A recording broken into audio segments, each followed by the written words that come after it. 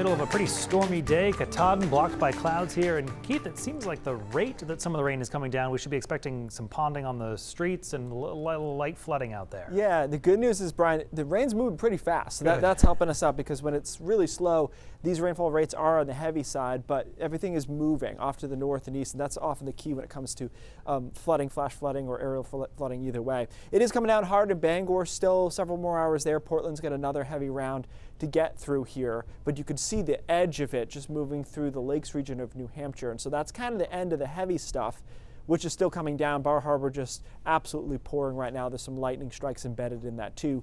Remember, this is part of tropically enhanced, is what I'd call it, cold front, because Franklin is far offshore, but believe it or not, close enough to feed some of that tropical moisture into that front.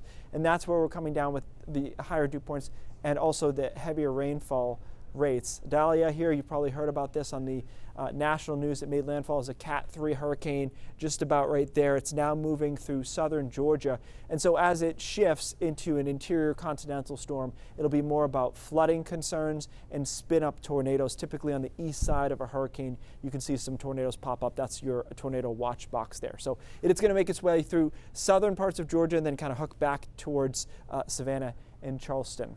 So hour by hour forecast for us, improving. At first I thought this model was way too fast with clearing, but I was just looking at the satellite picture and it might be onto something. It's clearing back into New Hampshire already. So western Maine may be able to clear out into some sun, as will central Maine by the later afternoon hours. There'll still be a couple of showers and thunderstorms around, but it won't be an all-day rain event as it looked like it might have been initially. Fine with me and probably everyone else too. Could allow temperatures to pop into the upper 70s if we get some sun. Once this front goes offshore tonight, we change our whole weather pattern, and it stays that way for quite a while. So initially, it's a bit fallish tomorrow. Temperatures right around 70. It's a little breezy. Dew points are low. It feels like fall. But sequentially through the days, and I'm going to run through these fast because nothing's happening, it gets a little bit warmer, a little bit more humid into Friday, into the mid 70s. Dew points are a little bit higher. We get even warmer Saturday, Sunday, and then probably into early next week as well. So it's a really nice, I would consider it a mega ridge, a huge ridge of high pressure builds in and gives us Labor Day weekend and probably beyond that as well. And this is why this first week of September, every time, big mega ridge in here, and then you start to see that when we get on the other side of it, that's when our temperatures start to increase. We'll take it forward even more past the weekend. And to be clear, there could be an isolated sprinkle Saturday night. That's it. I mean, I think the rest of this weekend into next week is dry. This is Tuesday of next week. There's still no rain. Wednesday, still no rain. I mean, it's great. I love it.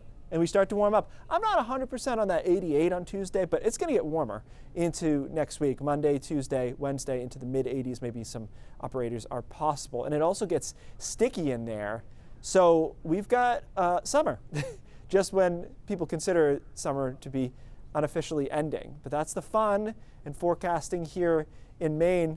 Interesting side note, Brian, I looked up this stat of coolest high temperatures in the month of August, and Caribou never even got to 80. It's only happened one other time. Okay. And Portland has its third lowest high temperature, if that makes sense. Okay. So we only get to 84 through all of August. Yeah, and you've been commenting. You know, we've never really had like a 90s stretch this summer. And maybe we'll do it into September, because why not? Right.